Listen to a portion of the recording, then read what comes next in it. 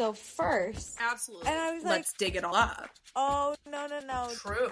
You'll never guess. So sidebar. Yes. And also, I feel like I shouldn't have to remember everything. I know. Actually, I have to talk about this. 3, 2, 1. Hi, everyone. Hey. I'm Alicia.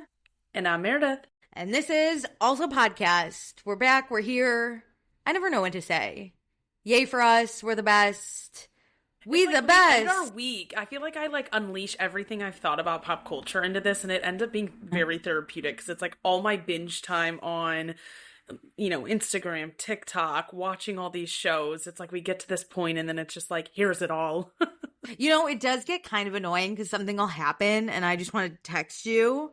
I know.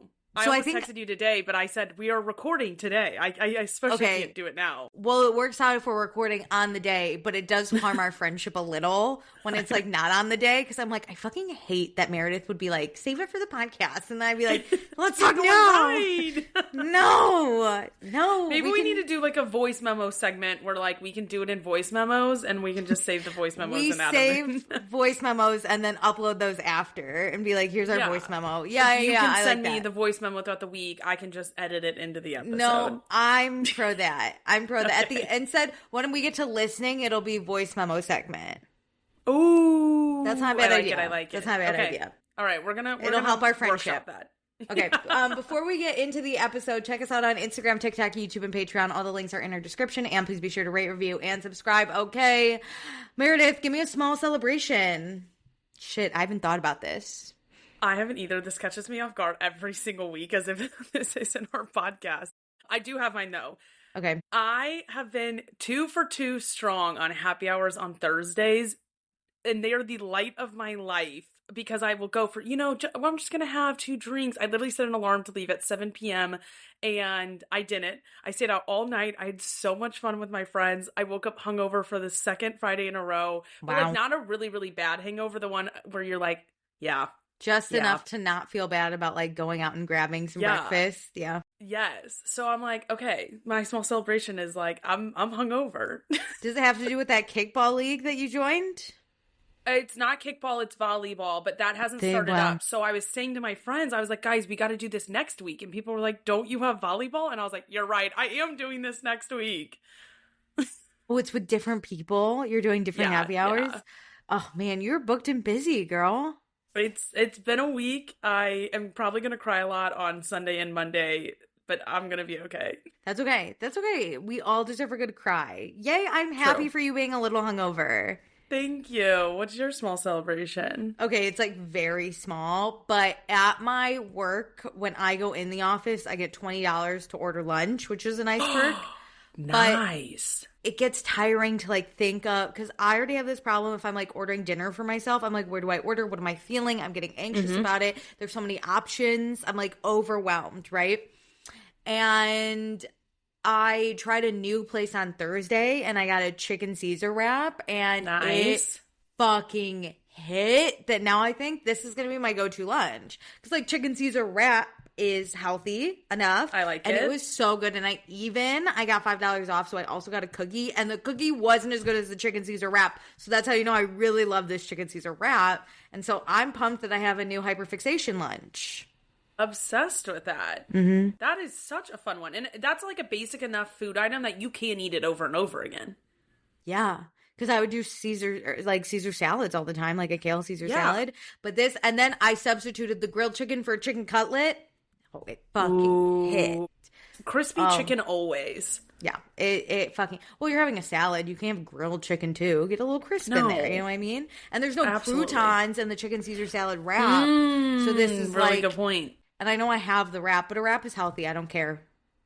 I agree. It's just a salad with a tiny little bit of bread. Yeah, and it's not even a sandwich. It's a wrap. So different.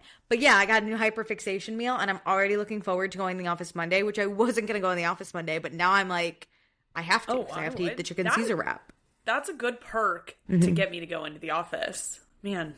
It does work, but sometimes you're just the office is very depressing and the lights are very bright that I am just it doesn't. Okay, what is with fluorescents and how they affect me? Because they really take me out. By 3 p.m., I complain about it. I'm I can't be here anymore. The lights are hurting me. Yeah, at work we have these like phone booths where you can take calls if you don't want a whole room. And I will sit in there in the dark because the light is just like hitting me and I've already been in the light. And the joke amongst like anyone I work with on a daily basis is like, you're always sitting in the dark. Like I'm the vampire. Always. I love it. Because the other thing is I don't like bright like overhead lights a lot of the time. So when I'm working and then the sun goes down, I end up in the dark and then I'm on a call. Same. I was on a call this week from 6:30 to 7:30 my time. It was the Pacific Coast, but I had to join the call. And at 6:30 it was sunny, but by 7:30 it wasn't. And my boss is in there like, Alicia, you are such a vampire. And I was like, yeah, okay. I prefer the dark. I do too. I had to put timed lights on in my apartment because I would also just sit in the dark. And in the winter, it gets dark winter's so really quickly. bad. Yeah. So most of mine go on at like 3:30 p.m. just to make sure that I'm not in sheer darkness in my apartment. There's like a dim little light that goes on. I kind of like that. I Maybe highly get recommend. like a dim light. I do have a good light by my bed, but it's behind my desk. So if I turn it on, the light kind of like hits different. Yeah. And so I don't like the way I look like that. And I'm on a call. So I'm like, but yeah, anyway. Get a little lamp.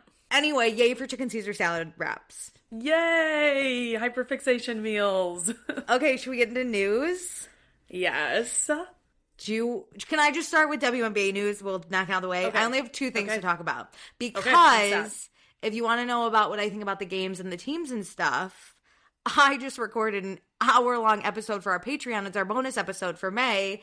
And yeah, it was just me. And yeah, I talked about every team. And I even went through and gave you things to look out for and 2 players to watch per team so that it was simplified. Ooh, I want to make it love simplified. That. Yeah. We'll see if I'm right. I hate that all my thoughts are recorded. And we'll see if I'm right. I made a lot of predictions. You're going to have to, at the end of the season, go back and do an update. I know what I said. But I will change it in my mind. I'll be like, I never said that. Watch one patron and be like, yeah, you did. Anyway, I have 2 pieces of WNBA news I want to talk about. One is kind of old, but we didn't talk about it last week. Angel Reese, right? She's perfect, beautiful. I'm obsessed with her. She's amazing. She used to date this one guy in the WNBA. His name, I don't know. Guy A, let's call him. Wait, you mean MNBA? Oh, you're right. Sorry. I don't know my leagues. I'm like, why is What a is man the in the NBA? W? Yeah, what's a man MNBA. doing here? Yeah, he's in the MNBA. But I don't care about male names. So he's Guy A, right? She used to date Guy A. Okay. They broke up.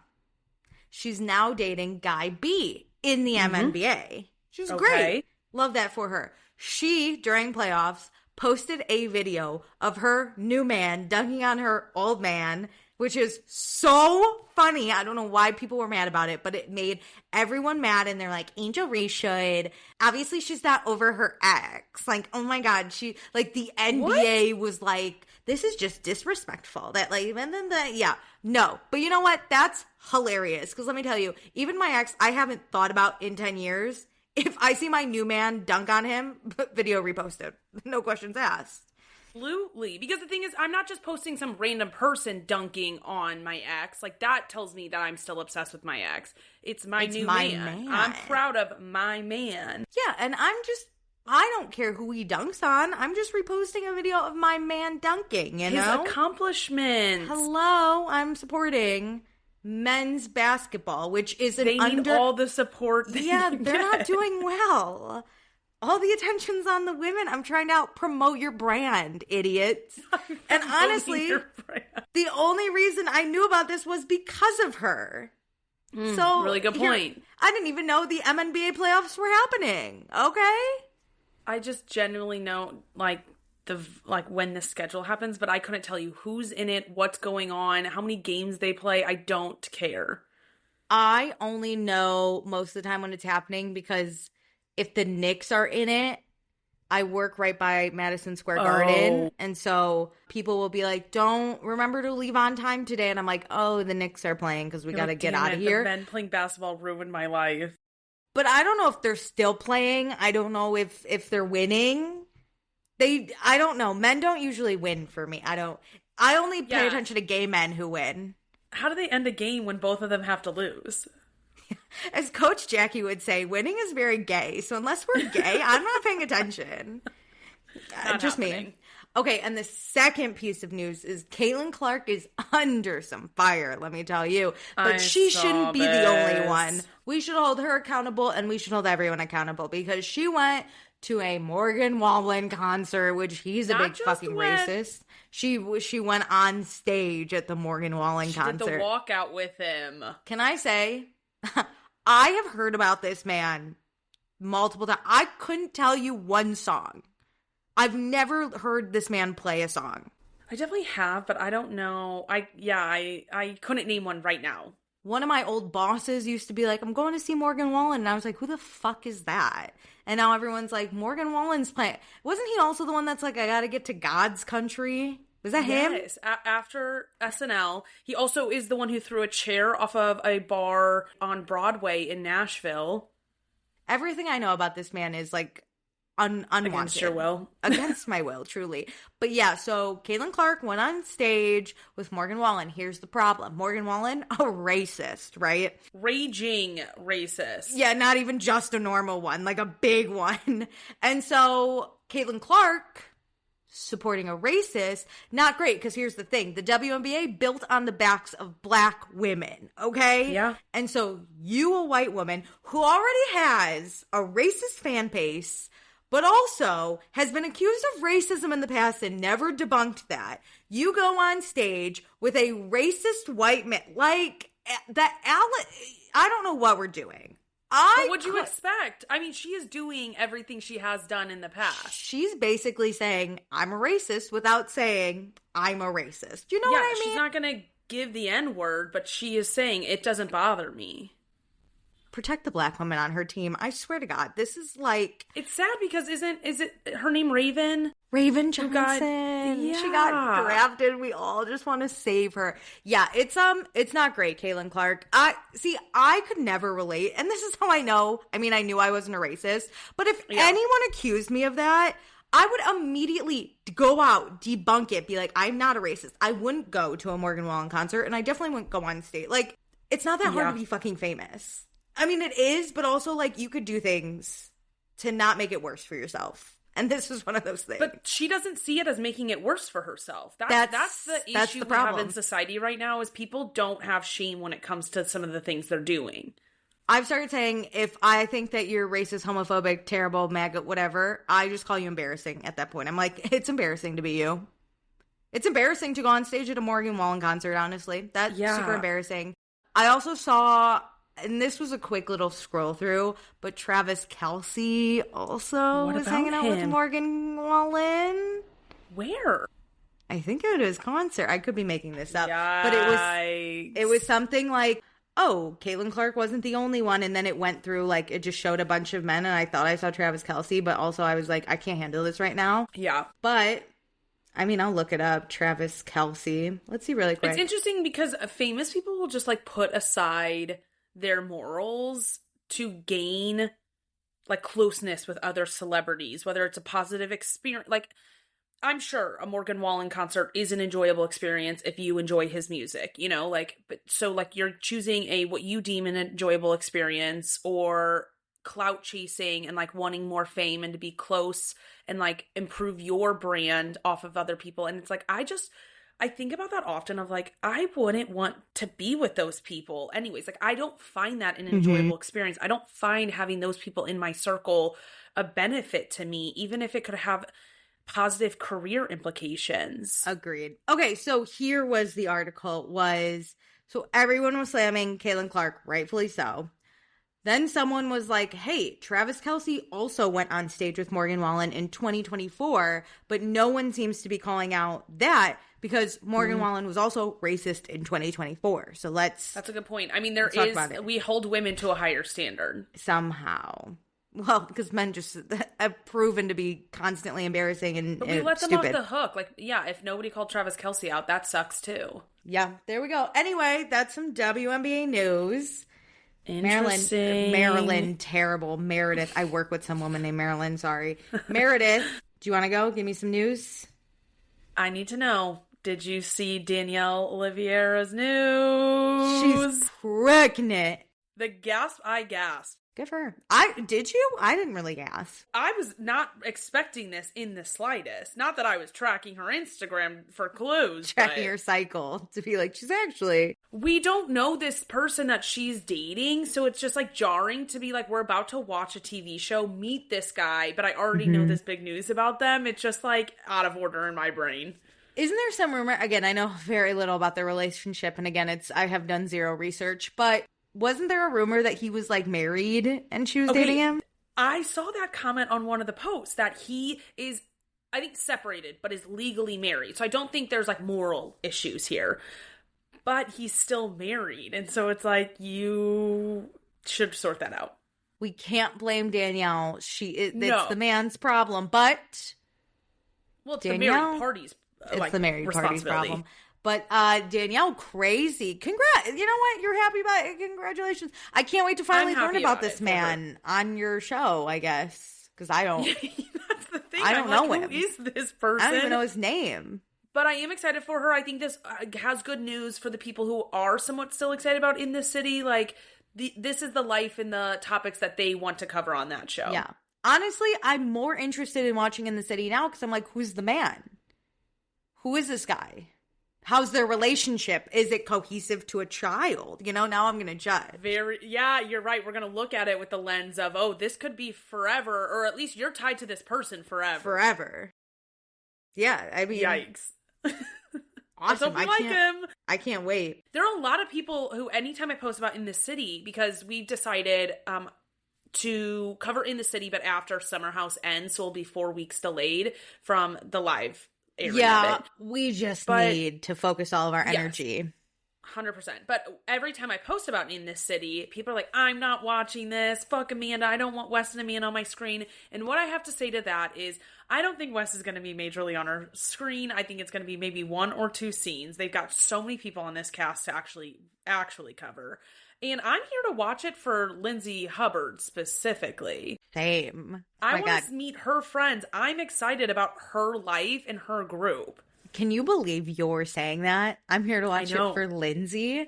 Well, her life has changed drastically. That, like, even when she's on Summer House, that isn't her life anymore. Yeah. I think I've started to reframe In the City in my mind, okay? Before I was like, yuck, I don't want this show. Before even the scandal, I was like, I'm not that excited, but okay. Yeah. But then the scandal happened. I was like, yuck, what am I to do with this, right? But here's the thing. Here's the thing. I think this is probably the worst thing that could happen to Amanda after the scandal, because she should just want to go into oblivion, which is what West will get to do. But In the City will continue to make Amanda relevant. And then when people are like, let's talk about Amanda, everyone's going to go, yuck. You know, like the scandal will continue to follow her, unfortunately, which I kind of think is kind of hilarious. Second, and also what's sad is that people are going to look for clues. Like, even if they weren't fucking, like, everybody's going to dredge through that footage and, like, continue to talk about it. They're re-editing the show anytime West was breathing on the same block. They are putting that in the show right now. But then second is, because we got the reunion links, I'm immediately interested in Amanda and her friend Katie's friendship. Oh, yeah. So I have to watch that dynamic, because here's the other thing, right? I've always wondered, well, because this happened, I go to a workout class and the workout instructor was a mistress to this man. They're now together, but he was married. And so they were having a full-blown affair. About that. Yeah, I totally did. But so while they were having an affair, right, this guy would come to her workout class and her best friend would also be there. And so I was like, the best friend has to know, right? Yeah. And I always wondered, like, if I'm the best friend, what do you say? Because morally, you're wrong. But, like, you know, spiritually, you're my best friend. I have your back. I love you. But then if I watch you treat another one of your best friends terribly, it does beg the question, what would you do to me? Okay, I'm having a situation like this. It's not cheating, but everybody in my friend group knows something except for one girl, and it's about a different person's life. It's not about my life, and I had to give a time limit. I said, by the end of May, you have to tell this girl this news. You have to let her in on this, because I can't be lying to her too. Like, it's a choice for you to lie to her, but now that I know this is happening, I now have to lie to her every single time, and like that's what I'm not cool with. Is, if you're gonna she's not gonna be upset with the news, it's that everybody knew and she didn't for months, and like I'm not cool with that. Yeah, but then I wonder, I don't think Katie and Sierra are really friends, which is fine. But like, as the friend, Meredith, if you were like, I'm having an affair with someone's like husband, I would be even like, their ex. Like, it doesn't even have to be current. It's just like weird vibes anyways. Yeah, but I would be like, Meredith, the fact that you're hiding it seems unethical, but like, I want to support you as a friend, especially if this other person's not my friend. But I'd be like, Meredith, that's your friend's, like, you know what I mean? But the also, secret part requires me to now be a part of it and go against my morals on this. And like, that's where I would have an issue. It's a weird line to walk, and I'm also interested, like, did Katie know? Because it's possible Amanda didn't tell her. Because, I don't think she did. Jessie didn't know, right? Like, Lindsay didn't know. And I'm not saying these are their best friends, but these are people that are, it's hard to hide. And not just they didn't tell them. When Jessie was asking, they blatantly lied. So that tells me, like, they really wanted this lockdown. Yeah, right? So I'm like, did Katie know? Because as a girl, my best friends would know.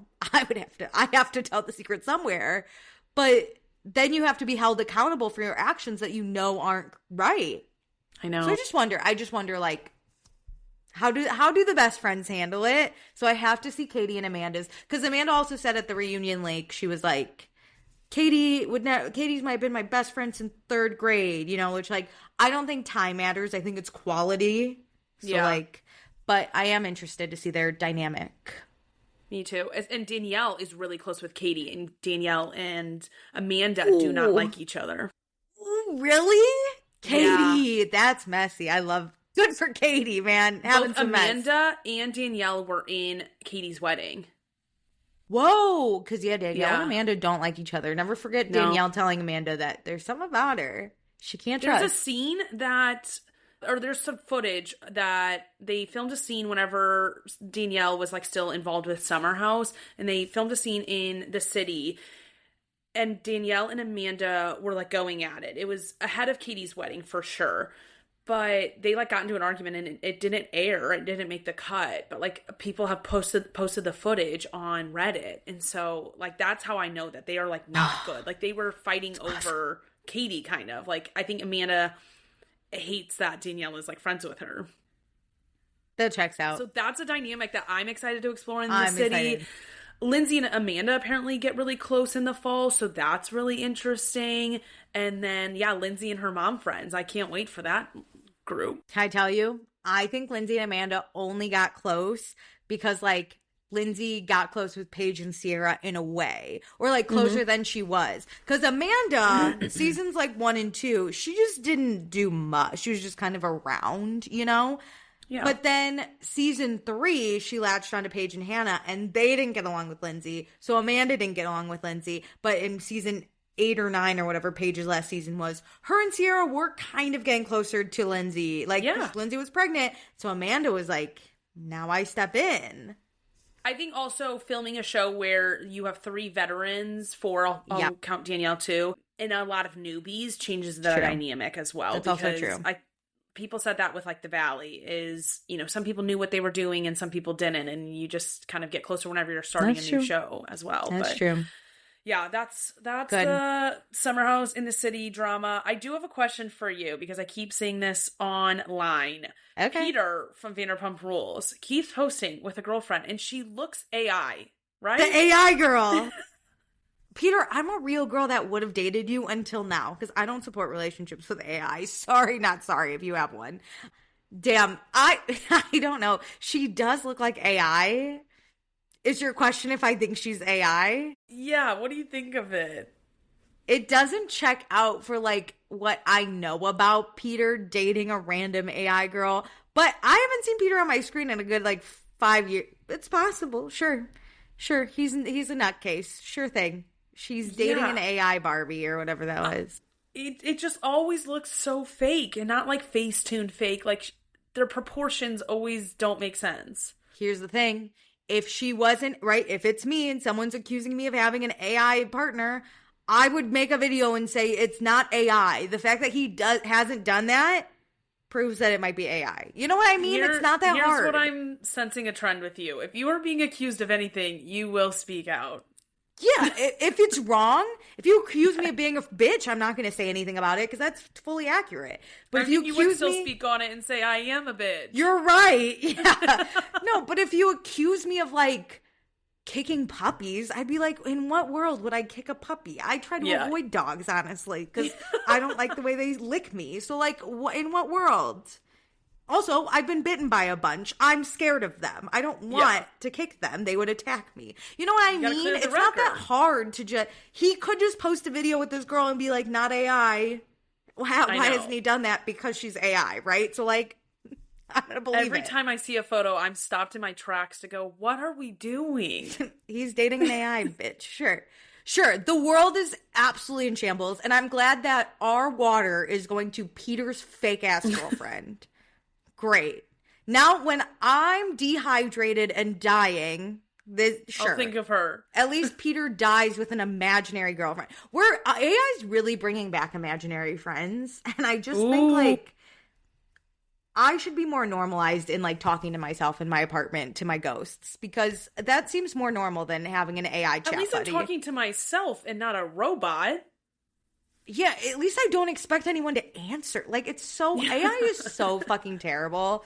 What did Hudson Williams say? Fuck AI. Fuck it.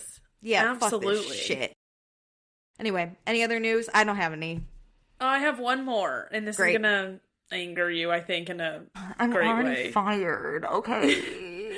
Spencer Pratt is allegedly filming a reality TV show while he's running for mayor of LA and said he would keep the cameras rolling if he wins. This is up there with like how embarrassing. This reminds me of when Kanye said he was running for president. Like, it is so embarrassing. I forgot about that. Let me be so clear. Let me clip this. Let me be so clear. It's embarrassing if you vote for these big, racist, terrible, MAGA reality TV stars to be your fucking leaders. Yes. Okay? That know nothing. Sorry to Spencer Pratt, but your crystals aren't going to save LA. And also, this is a joke. The audacity that these weird white men have to be like, oh, I can run a country. I can run a city. You can't. Yes. It's proven. We are in the second term of this fucking orange idiot. It's proven he can't run a country, okay? Your groceries cost $500 for one person. Your gas is $6 a gallon. And you're all fucking broke and miserable. Start getting that in your head, right? What do you think Spencer Pratt's going to do to LA? He's going to what? Bring back Ledoux and then absolutely rob your pockets? Like, that's what? The thing.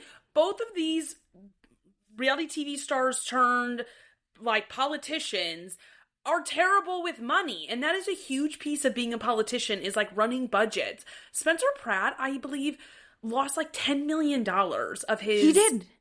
Him and Heidi lost it all. TV money. They like spent it all on crystals. That is not a man I want running a budget of any city. Even if I don't live there, I think about those people in that city. But you know what? It's your vote. And if you fuck up your own life, I can't help you. But you shouldn't. But that's the thing. That's the thing is like, I didn't vote for the country we're in, but you know, and I can't sit here and be like, I fucked up my own life.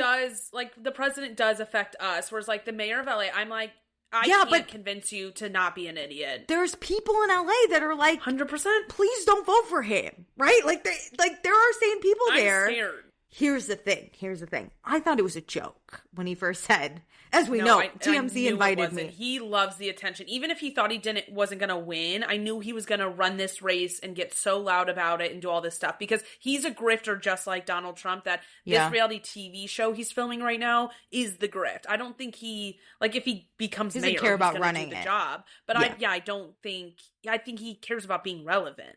Here's the other thing, right?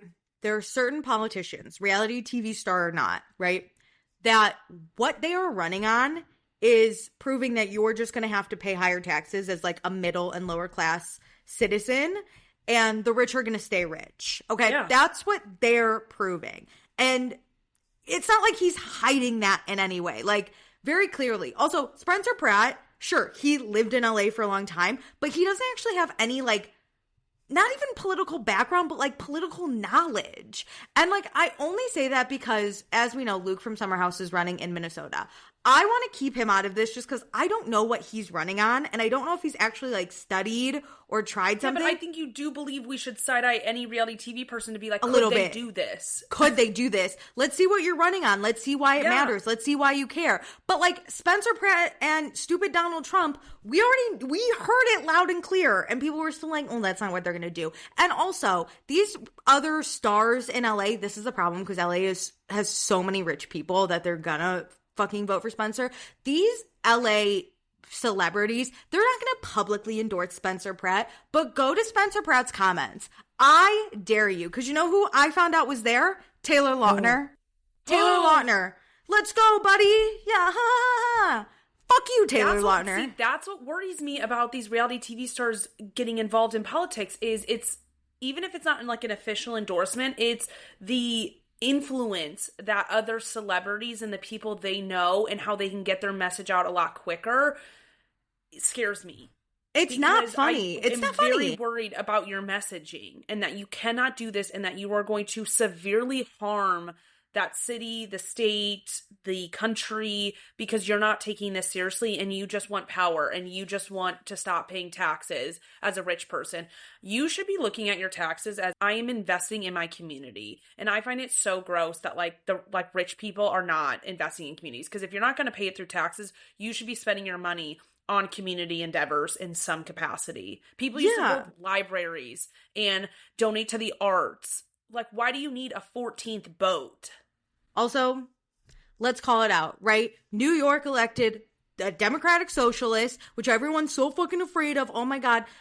Guess who doesn't have a $12 million or $1 billion budget deficit anymore? New York. Because what did Zoran Mamdani do? He said, hey, all you bitches who have second homes in New York and aren't paying taxes on it, guess who's paying taxes on it? Yeah, so now that Taylor Swift loses, I don't know, millions of dollars in tax that she's not even going to notice, I finally get to have libraries funded, museums funded. Like, those things don't need fundraisers anymore.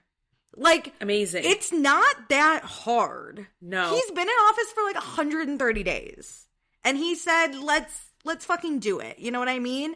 And may I say, none of the billionaires have left New York. So actually, Donald Trump, you got scammed if you voted for him. Spencer Pratt, you're about to get scammed if you vote for him. And LA, I am begging you, don't vote for him as a joke. It's literally not funny. If you ever... And also, don't not vote, because that is also not helping him. And don't vote third party. Vote for whoever's closest to be... I know that's crazy, but in the times we live, everyone who voted third party in the presidential election, fuck you for that, because... Yeah, we could have had it. You know what I mean? Doesn't actually help. Yeah. Yeah. So just to LA, I am so scared for you. I'm so happy it's not me. And for maybe 5 minutes at one point in my life, I debated moving to LA. If Spencer Pratt's the mayor, I won't go. No. I won't even visit. I can't spend my taxpayer money there. No. Gross. Anyway. All right, that's all my news. Let's move on to happier times because oh my God, Pratt. here's him posting with the police. I cannot. I know. I don't even know what he's running on. I just know that it's terrible. Anyway. Yep. I'm sorry. Okay, what have you been reading? Oh my God. Okay, remember when I read that book about the octopus called Remarkably Bright Creatures? Yes. I watched the movie. I know this is watching, but it's related to book. I watched the movie. It was so good. I will say there were a lot of criticisms.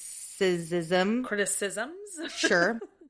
On the movie from people who didn't read the book. Oh. The movie will be really cute if you didn't read the book, but it's not going to hit as hard.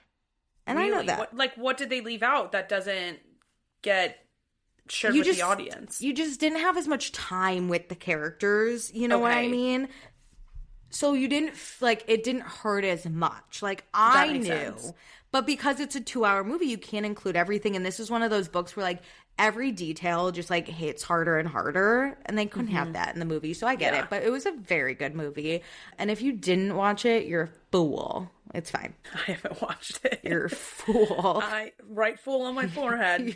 You know what, Meredith? You are a loser. I love. But I'm currently reading Project Hail Mary. Oh, yeah.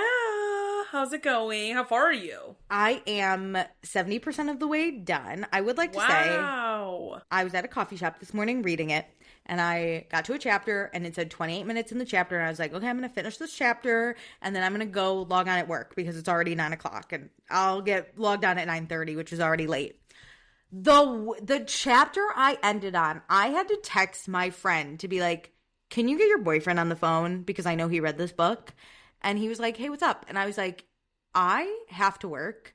But if I find out what I read actually fucking happened, because of course it was a cliffhanger, I was like, I'm going to debate suicide. And he was like, yeah, I thought the same thing. And I was like, oh, I'm gonna die tonight. So cool. It is, I will say, I went into it blind.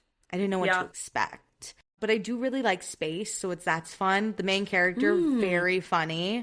The Ryan Gosling, very fun. And actually, like, they make the science stuff really interesting. He dumbs it down a lot when he, like, narrates, which is good. That's good. Yeah, I've heard there's a lot of science in it. Sometimes I zone out. Sometimes I'm like, I don't know about the... Jill read it, and she was up against the clock because she was going to watch the movie with everybody, and she was like, sometimes I just skip through the science, and I was like, whatever. Yeah. When we're doing calculations about the velocity, I'm like, I can't totally cool. You're like, be I on believe this. You. Yeah. He like explains, he's like, so to solve it, I took the gravitational pull of Earth and I times it. And I'm like, okay, that's great for you. But good book. Yeah, I'm excited to finish it this weekend and then I can finally see the movie. But I think it's probably out of theaters by now. I'm late.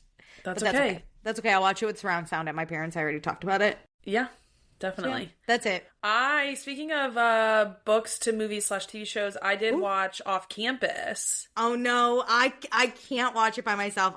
I tried for like 2 minutes and I said, I feel so stupid. I can't. Was it bad? I talked to Jill about it last night. I think what's hard is I also just watched Heated Rivalry, the last episode with we have been watching it with one of my guy friends. So he finally finished. So it's like to watch that back to back is like, this is obviously a cheesy, kind of dumb show. Dumb in like a good way, you know, like cute, whatever. It's not going to be the artistic masterpiece that Jacob Tierney gave us. And so I just have to like let that stuff go. This is going to be bad. Everyone should know it's going to be like kind of bad going in.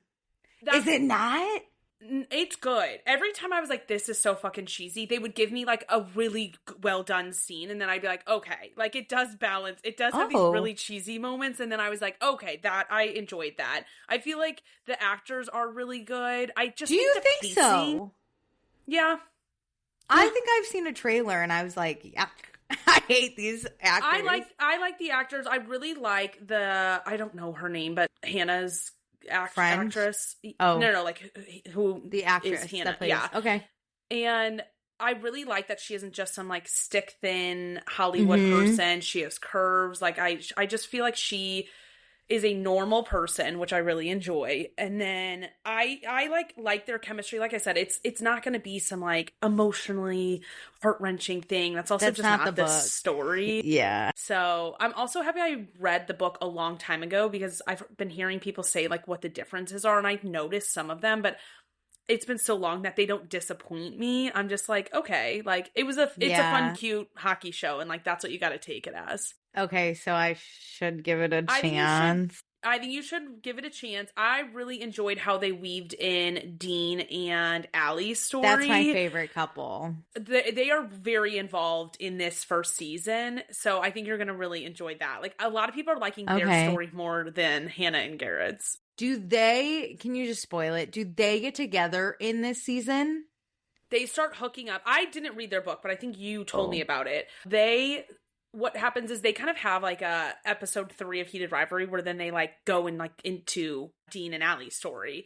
So they like will run back the time. And so they'll show moments that Garrett and Hannah were together, that Dean and Allie were together. And so they like give this like parallel version of the story, and they like unwind the Dean and Allie stuff because they don't give it to you up front. In one episode, like you learn that they've been hooking up this whole time, but you just didn't know. Oh, that's interesting.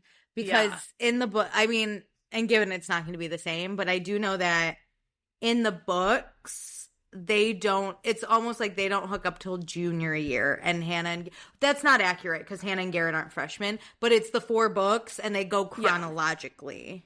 That's and they're they're like third weaving book. It together now. Yeah, which is fair. As that's it's happening fine. at the same time. So they're not like in love by any means, but they're like, okay, they're hookup buddies and they're not telling their friends. And so you don't know about it until probably like episode like 4 or 5, but they go back in time and like show some moments that were happening that you've already seen.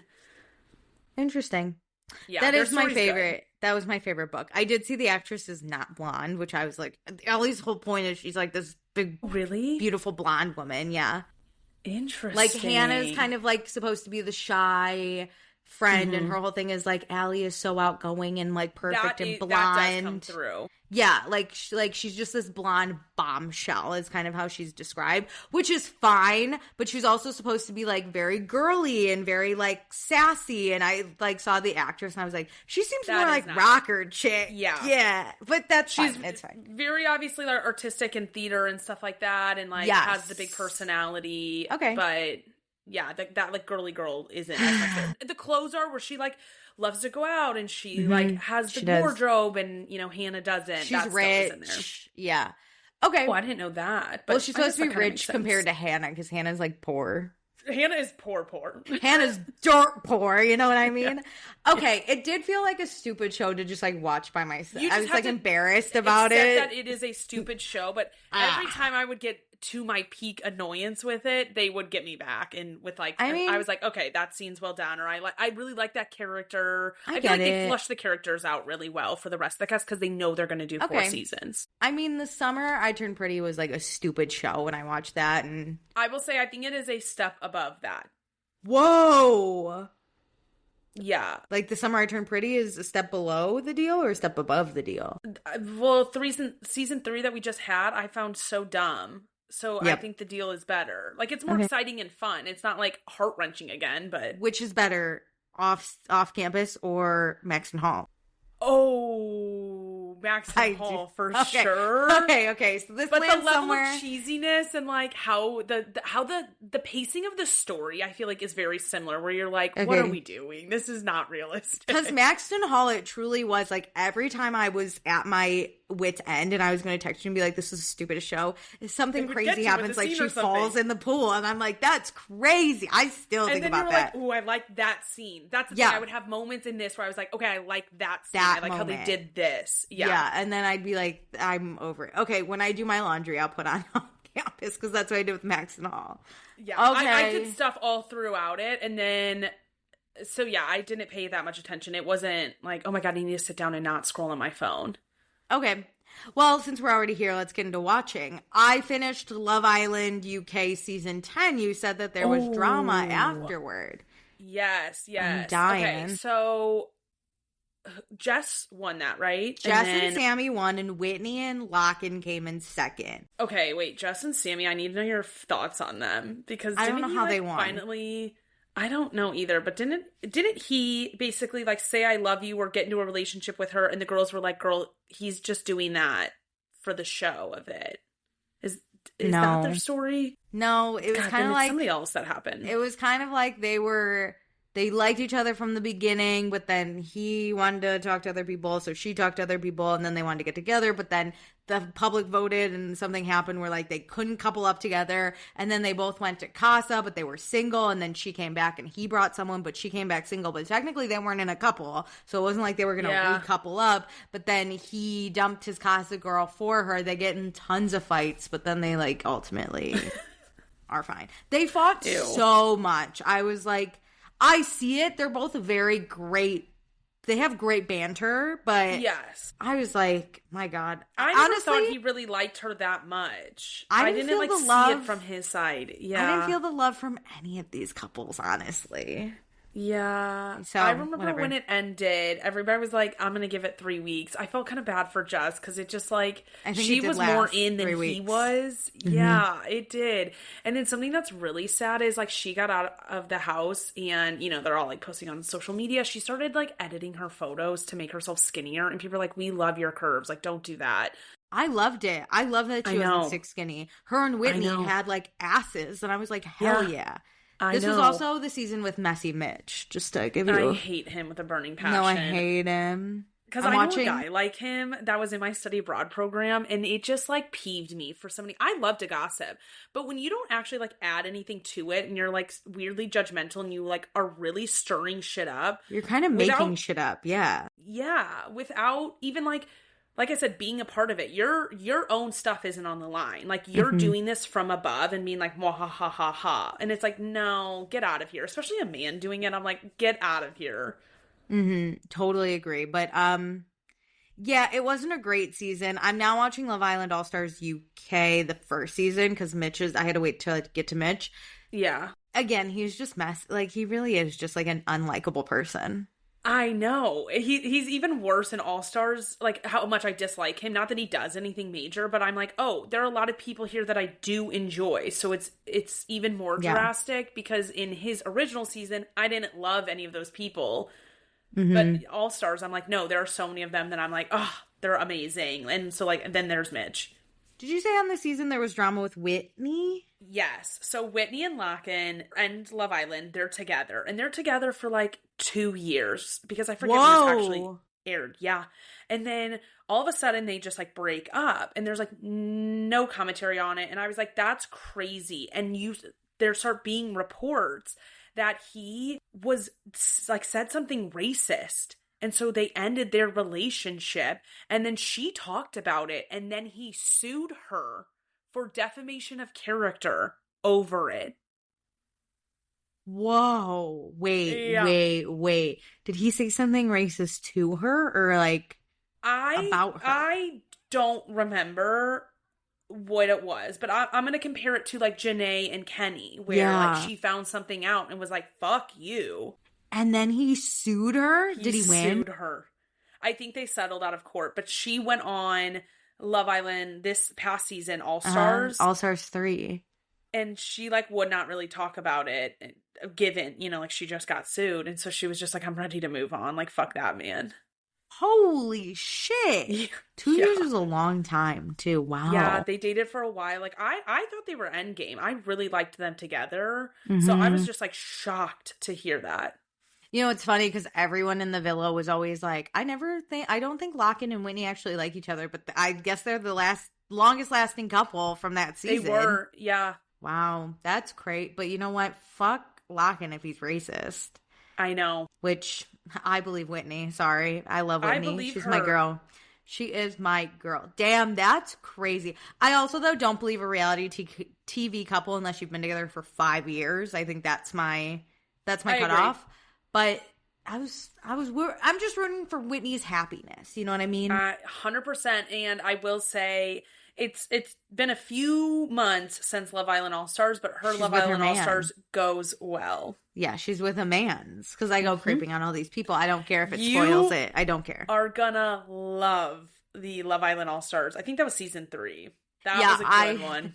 I'm doing Love Island All-Stars 1, and then I think I have to do season 11, and then All-Stars 2, and then season 12. And then I think then we're only at 12 seasons, right? I think so. And then All-Stars 3, I think, is my future on this Love Island. But yeah, I think that was it. I didn't like anyone on this season, so I was like... I agree. It was a rough season, and that was a summer season too, I'm pretty sure. So it was very womp womp. I think that was the last one I watched live, and I was like, I can't... Actually, maybe that was a winter one. No, I think Love Island did a few winter seasons. Yeah. And I think actually, I don't know, but this one was the last one where I was like, I cannot keep watching them live. I need people to tell me it's a good season, and then I'll start watching. I think it was a summer. Okay. Okay, well, if you think of anything for season 11, I don't know any of these people, so I'm assuming that's my next season to do. Wait, season 10? Did you pull up who's on the cast? My problem is I never remember. who these people are. Yeah. Nicole, Harriet. No, this is 12. No, this is 11. Season 11. Jess, Matilda, Nicole, Mimi, Josh. I hated that season. Okay, great. Well, I can't wait to make my way through it. But I will say it's funny to watch. Like, it's funny to hate watch some of those people. They just, not like they Messy need to... Mitch. I didn't hate him like that. It was just like, I'm embarrassed for you guys, but like, let it rip. They need to add in more games then. I like the messy games. I agree for those. Anyway, do you want to talk about Bravo? A little roundup? Let's do Bravo. Yeah. Where you want to start? Southern Hospitality. I watched it today. I look forward to these episodes. Like, it's been a long time. There's 2 shows on Bravo right now where I'm like weekly. I'm salivating, and it's Below Deck Down Under and Southern Hospitality. Like, I salivate for these episodes. I couldn't stop laughing at Southern Hospitality when Emmy crying. Was her crash out. Mia getting up from the table. I love everything. her. That was I love me. her. I was Mia because I knew that was happening because I saw the Mia looks on social media before I watched the episode. So then I like locked in on her too, specifically to watch it. But something that annoyed me in the Emmy crash out is that when Maddie was stressed about the cat, which also was hilarious. Hilarious that no one was listening to her. Emmy is immediately able to get out of her crash out and go, "Are you okay, Maddie?" And I was like, oh, this is all performative. You are not having a panic attack. I think it's performative because out of nowhere, right? She's like perfectly fine speaking, and then goes, and I'm like, girl, there was no even workup. It was just like, yeah. So I was like, this is stupid. I also loved Julia laughing and Brad going, don't laugh right now. I know. I was like, fucking Brad is like, please stop. This is gonna I love that the entire table is like, what the fuck? Because you're right, it came out of nowhere, and it was all based on Michael saying, I think you're self-centered. I think you don't listen to me, and I don't really want to have a conversation. That's not a harsh thing. Like, baby girl, you have a lot more coming for you at that reunion. He even started with, I wanted to bring the people closest to me to the church, and she said, oh, so I'm a bad friend? And he was like, this isn't about you. And you just made it about yourself. Classic Emmy. It's not about you. And honestly, again, at this table dinner, kudos to Mia, kudos to TJ, kudos to Michaels, kudos to Brad and Julia. Like, those are my people. Kudos to Justin even. I need, at the reunion, Maddie and Joe, you gotta say something. Yeah. It is to the point that Emmy even apologizing, I'm sorry that I hurt you, Brad. No, it's not about She doesn't get it. It's about the terrible comments you made about him. Yeah, the impact, like the weight that they hold. It's not that you hurt his feelings. It's what you chose to do and continue to do when people pointed it out, what the implications were. No, terrible. But I love how they were like, fine, we won't even tell the stories we've heard. Why don't you say what you said around town? And she was like, I don't know. Whoever said that, when they were like, you say what you think you said. I was like, I loved awesome. it. I loved that. And then also, they were asking her for something, and I think Lake was trying to speak for her, and Michael's being like, do not speak. Like, Emmy needs to answer for this. This is the time for Emmy to say what she feels she needs to say, and she's either going to dig she's either going to dig the hole deeper, or she's going to realize it, apologize, be able to have a conversation about this, or she's going to crash out so hard she can't speak. And it was the third. There you go. And yeah, so Joe and Maddie, I'm going to need y'all to step up your games at this reunion. You just tell us where you stand. Tell us where you stand on what Emmy said. You know what I mean? Which I don't have a lot of high hopes for that because they let Grace Lilly walk all over them for seasons. So like, I just don't think that they're going to do anything with Emmy. That moment, hysterical. When Grace Lilly and Maddie? Yeah, when they go to Allie Lieber's guitar. Luber, whatever. And Grace Lilly like stands awkwardly next to Joe, and Joe basically turns and is like, huh, you know, like he's like, hey. And she's like, hey, what's up? And he's like, oh, we're both still really hurt. And then Maddie goes to talk to her. So awkward. But also Grace Lilly took it so quick. She got heated so quick where she's like, actually, I am sober. And Maddie was like, hold up. clearly Grace Lilly is trying to like save face on this television show and doesn't want it outed, but babe, you put it on the show. I think Maddie was being respectful and never said anything until she heard that Grace Lilly filmed stuff about it, which I think is very caring. Like, Maddie clearly like cares, Agreed. especially about her doing this anonymously if she wants to, you know, going to Narcotics Anonymous or something like that. Like, that is a huge piece of it. But to sit there and boldface lie about this, that you are sober and that incidents didn't happen when Maddie's like, I literally bathed you, would enrage me. Yep. And then there was the whole thing of like, she was watching the Osbournes. And Maddie's like, I was watching the Osbournes. It was so funny. I love how Grace Lilly thinks that she has this smoking gun to be like, and she was ignoring me. She was watching the Osbournes. And Maddie's like, yes, I was. God forbid. I was Ozzy. I gave her headphones to watch something else. To relax. And then I watched the Osbournes. But yeah, I think this is it's just a really interesting show, Southern Hospitality. It gets really serious, but also gets really fun. I agree, because they were able to jump in the pool on their last night in the DR. That really reminded me of old school Vanderpump Rules when they used to go skinny dipping anytime that they were on a trip. And I was like, God, like, this is fun. The editors also make it hilarious, right? When they're all dancing at Maddie Reese's show, we're having fun. And then it cuts to Emmy just like standing there. And I'm like, that's hilarious. That's the way they cut it. The way they cut Grace Lilly like awkwardly standing next to Joe. I'm like, it's hilarious. Like, the way they do it is a 10 out of 10. So yeah, I'm here for it. I think I might be an episode. When does Rhode Island get released? Sundays. Oh, okay. So I'm caught up. Yeah, you should be. If you watched what happened. Oh, Ashley cried. That doesn't narrow it down. Well, she always cries. We have Alicia and Joellen go on that walk, and Joellen opens up about her mom sending her away 3 different times when she was in high school. That is crazy. That was very crazy. And she was going to a place where for really, really behaviorally like bad children. Yes, the fact that she signed 50% custody to the state, and then to keep her there, they wanted 100%, and that was her mom's like final straw of like, okay, fine, you can come home, is wild. Yeah. Yeah, that was heartbreaking. I really like Joellen. Me too. I really do. I understand why she is the way she is too, because she is opening up.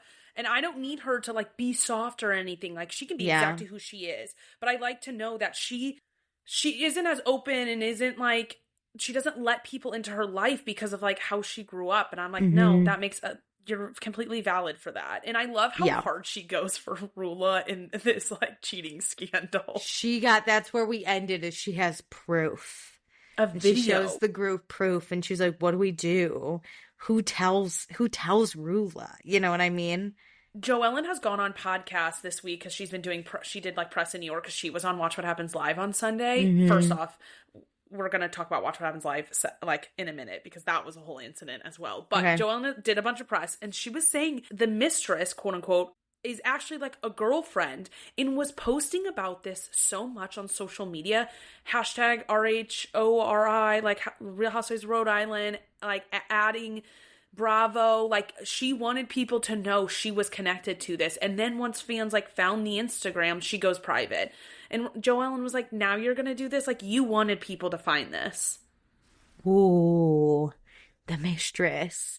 No, great show. I was Googling this castle in Rhode Island because I thought that my cousins maybe got married there, and I had been there, or they had the reception, because it was a castle in Rhode Island. And the actual front and the inside looked really familiar in the layout. However, the backyard, it looked like they were pretty far from the water. And if I remember correctly, we could like see the water from the backyard. So I don't think it's the same one. It's the same one. But it was probably one of the mansions, because they said there were like these mansions that are all in a grouping. I think so. I think I've been near there, because cool. I'm a Rhode Island girly. I'm always looking for places I've been. No, but I loved there. I know this was the episode. I watched 2 episodes this week because I was behind. But I also really liked the mask dinner. I died at Ashley crying about not having anything to cry about. That was so funny. It's But then so also, Ashley. Liz got so mad that everyone was flirting with that butler, and she's like, I'm not gonna flirt. I was like, Liz, grow up. I Grow up a understand her being little. like, I'm not participating. This is weird for me. But yeah, she became a little judgmental about it. Like, that's so beneath me. And it's like, when Ashley was like, I just wanted to check on you. Are you okay? And she's like, yeah, I'm not going to partake in that. And I don't know why we were doing it. It sounded like she felt really hurt that they were flirting with him. Yeah. Which I didn't get. But I didn't Liz, get it I don't either. totally get all the time. It's fine. She's like a Dolores. Likes to be well, yes, in ways, but Dolores isn't this. I think Liz likes to be the queen of the like main group. event. Like, yeah, and she dictates how things are going. So if like she's not the one who decides they're gonna flirt with this butler, then like she's not on board. It has to be like her idea, or like she has to be in charge. I think she likes to be above people in that way, because I think the age dynamics help play to that, where she's like, oh, I'm mature, I'm this. And so when the focus isn't on their group dynamic and how she's slightly above them, I think she wants to remove herself. She's like, this is ridiculous. It's giving a less campy Karen Huger Grand Dame vibe. Because the way that's how Karen is, but she outwardly says it. She's basically like, I didn't agree to flirt. None of you can flirt. And she's very like camp about it with the youngins. Yeah, but it's like funny in a way. Liz, I'm just like, girl, the way you handle. It's not like a mini tantrum meltdown over it. Like, yeah, you're gonna like be like, I'm going to my room now. I didn't love, but whatever. Are you watching anything else on Bravo? Ooh, I don't. Are you ever gonna watch Beverly Hills? No, I can't. Okay. I can't do it. Oh my God, Dorit's book I think is gonna come out at the beginning of June, because she announced her book tour. And did you see that the times are in Dorit Standard Time? Yeah, Dorit Standard Time. That's so funny. They say like 12-ish. Yeah, 12-ish. It's Dorit. It's whenever she shows up. So that probably means she'll show up at 3. Honestly, she'll be 3 hours late. Oh my God. Yeah, I get it. I get why you wouldn't want to watch. The reunions, I go feral for a housewife reunion. Like, once I get through a whole season and then I get to watch the reunions at work, I get so excited.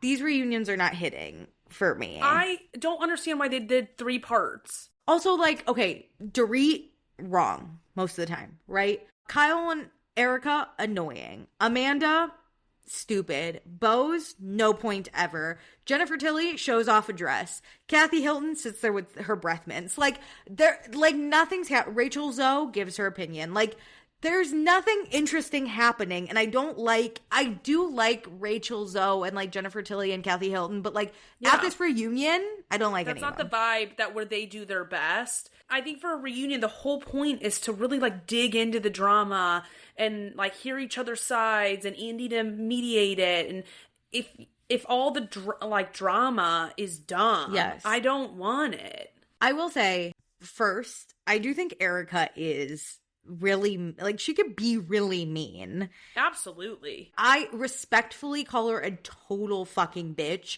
in the sense that she will do and say whatever and then not feel bad even if it hurts her feelings. Yeah. And she'll stand by it. And like, that, good, be that kind. You know what? Shout out to you. But like, I think it really does hurt Dorit's feelings, and Erica just doesn't give a fuck. That makes me so sad. Like, and I get it. You're not getting along with Dorit, but Dorit's like, you didn't call or text me before you like ditched my book thing, right? Even though my book wasn't coming out, whatever. And Erica's like, yeah, I did. Cause like, that's what you deserve.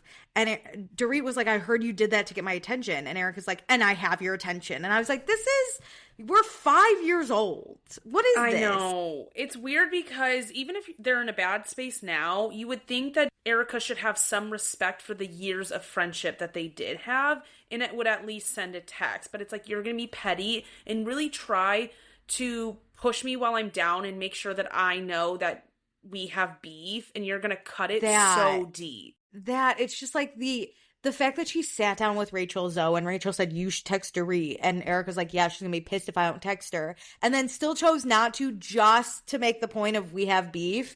I don't love.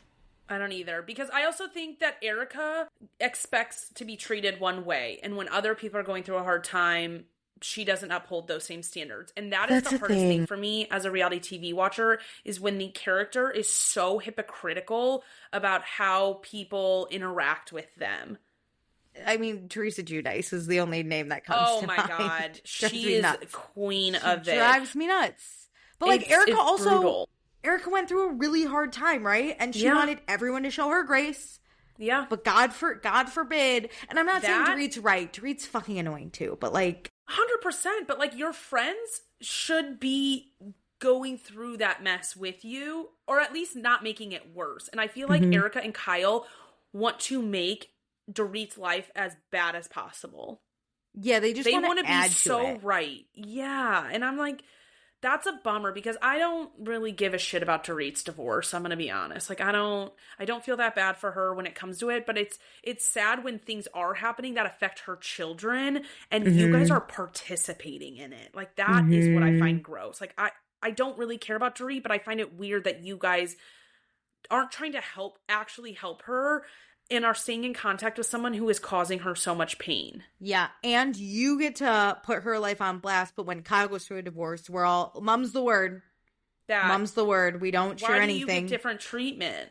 Mum is that word. You know what I mean? So, yeah, I get it, but I just need to push through. I have like 2 parts of the reunion, maybe 1.5. I just have to get through. Oh my God.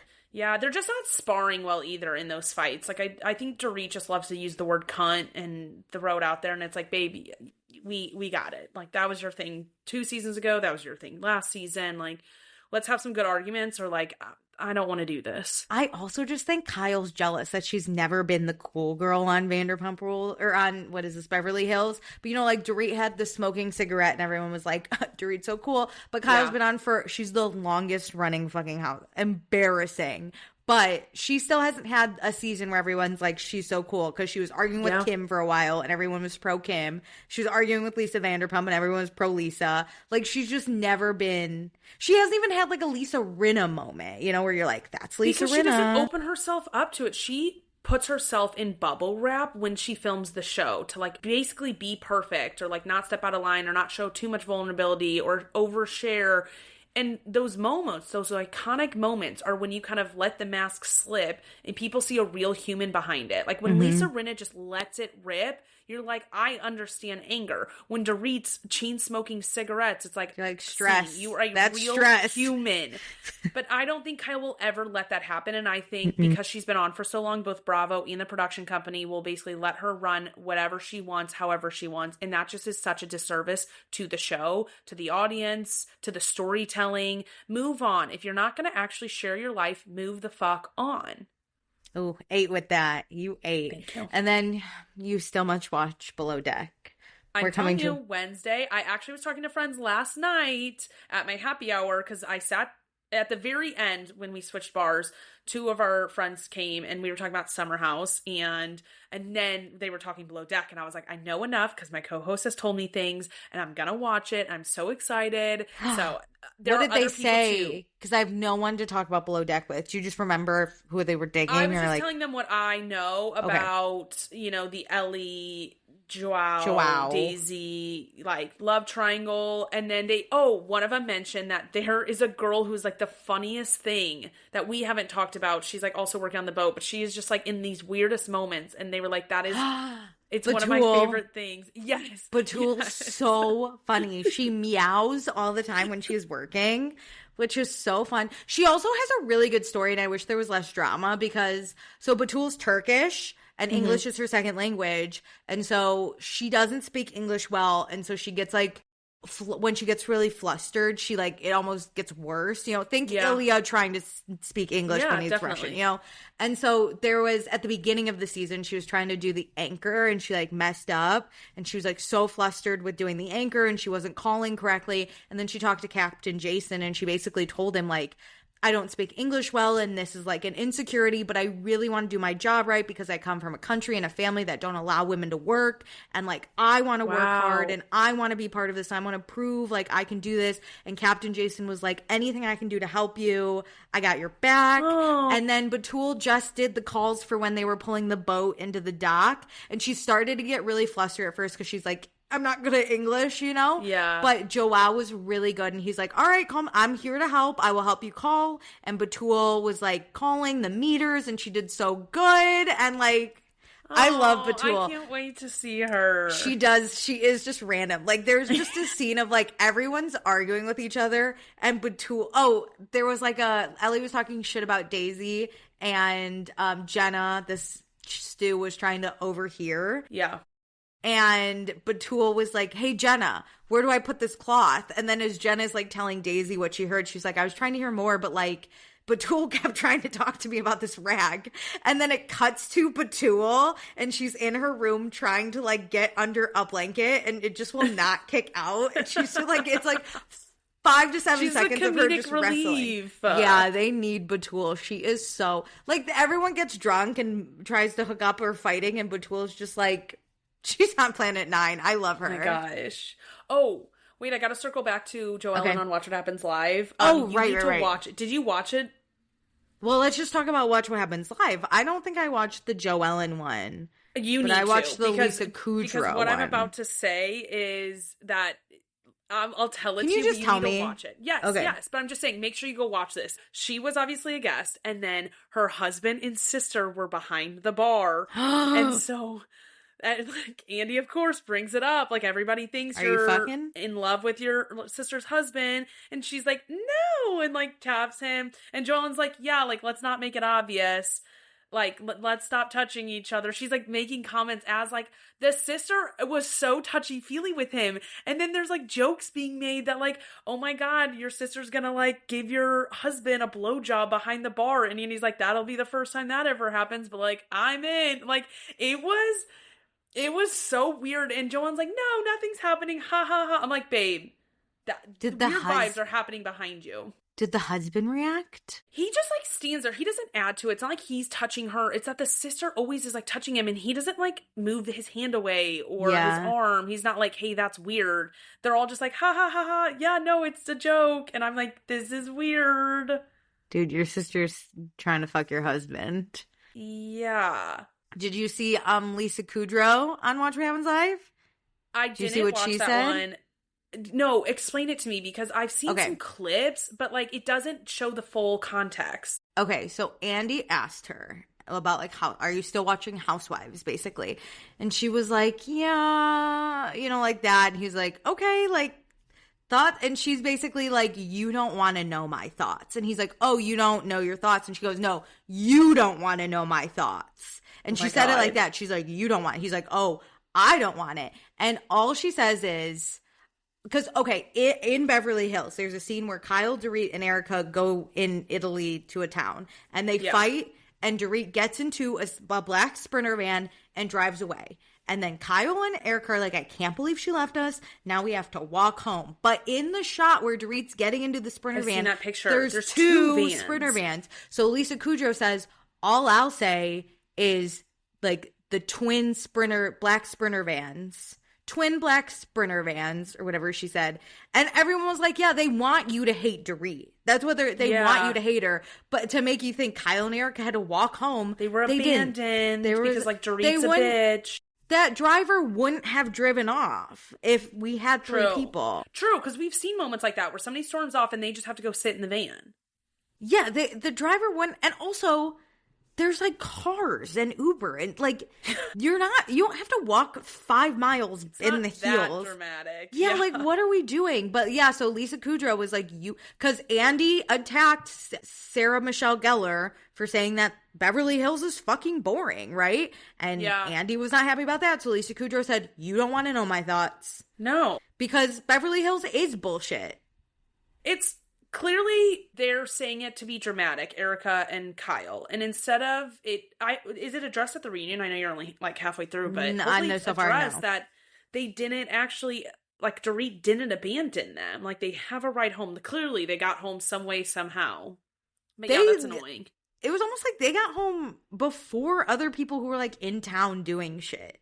Like they got home. There were other people in town too. Well, like they all went to different parts of town. Like some people went shopping. Like, you some can people pick went me up on the way. Well, yeah. So like they got back for dinner, and then other people came back from their excursions, and it was like somehow walked back and still beat all these people. No one said Dorit left them. There was no outrage about that because it wasn't true. We all saw the second Sprinter van. So, as I say, bravo, lazy editing, because Summer House, I'm always calling out their mistakes. Yeah. Second, they are editing it in a way that's fake. That is truly, like, reality TV is fake. You guys weren't actually left there. 100%. But you want us to think that. We clearly see the Sprinter van. You're trying to push this narrative that is so far from the truth. Yeah, it just was really weird. And so, yeah, Lisa Kudrow said, you don't want to know my thoughts. Because I think she would say Beverly Hills is falling off. And I think we all collectively can agree, get rid of Kyle Richards. 100%. But they're not going to do, Andy's not going to do that. No. Andy doesn't have control of that stuff anymore, I will say. He's not like an employee of Bravo anymore. He's a contractor for them. Yeah, but can't Andy be like, hey guys, this is my 2 cents? You know what I mean? But even if... Yeah, he could give his opinion. Even on Watch What Happens Live, if you said, we got to get rid of Kyle Richards, Andy wouldn't just say, like, okay. He would be like, no, not Kyle. You know what I mean? Like, he would stick up for Kyle because they're friends. Which is crazy. This is my issue with him being so close to it. He is way too close to some of these housewives that he can't have an objective opinion anymore. Like, the reunion, only worry about your relationships with these women, which I think great. I love that you have these relationships with these people, and that's really fun. But then don't comment on it, how other people have an opinion, because we see it from the outside. We don't know these people. Yeah. And this is at the end of the day, this is a show. This needs to be entertaining, and it's not. So call a spade a spade. Yeah, it also, like, doesn't help that at the reunion, and I get it, the joke is Dorit talks a lot, and, like, she's very long-winded, but, like, every time Dorit is like, Andy, remember, we, like, asked a question, and she starts to answer, and, like, one point, Dorit was like, Andy, I know we talked about this, but remember when I said, and Andy's like, yes, and, like, rolls his eyes. He's like, you said that. They get annoyed way too soon. And then, like, Erica starts laughing, and I'm like, you can't, when you're asking about a feud, you can't obviously take a side. You know what I mean? Yeah. Unless it was, like, wrong and someone did something heinous, like was racist or homophobic or, like, something terrible, right? Where it's black and white. These are, like, 2 rich white women fighting. Like, why the fuck are you getting involved? You know what I mean? So, like... Yeah. Andy Cohen, you're Beverly slowly... Hills is the worst one for him. He's slowly getting under my skin. But yeah. Are you listening to anything? I know. No. I never listen anymore. There was something I was thinking about that I was like, oh, we need to think about this, but I don't know. A new Gracie Abrams song is out, but I haven't listened yet. But I do love Gracie Abrams, and I love that she's dating Paul Mescal. Mm-hmm. Doesn't matter. Yeah, but something like that. I love him, even though I think he should date Daisy Edgar Jones. Yep. It doesn't matter. But I do love Gracie Abrams. So I got to listen to our new song when I'm feeling heartbroken. But I was feeling really happy this morning, so I didn't. But you know what I've been listening to? Sheena Shea's dumb. No, not yet. Is it out? I actually, yeah, I think it is. I think there's 4 songs. It's a Sheena Shea summer. I didn't even know. No, I've been listening to a lot of, like, the Love Island playlist because I just think they got bangers on there. I have never looked into those. I like the UK one better because Europe tends to be more like EDM and beats, and so those are, like, more fun to go on my walks. The US playlist to me isn't as good, but they do have the songs. Good songs. And I can't wait to see what the opening song is that I'm going to listen to. We're so close. Like 2 weeks away. Dude, my Spotify Wrap, my 2024 top song was I Came Here for Love. Like, that's so embarrassing. That's crazy. I was unemployed listening to that song. That'll do it. It's so embarrassing. But, hey, I can't wait. But yeah, if you think about what you're listening to, text it, because I feel like I just never have anything to listen to. I agree. I usually just let that, like, rotating playlist that they put together, your, like, day list or whatever, I tend to listen to that a lot. Interesting. Okay, yeah, I'll try and listen to more music. But, great episode. Do all the things I mentioned at the beginning. And with that, love ya. Thanks for joining. Bye.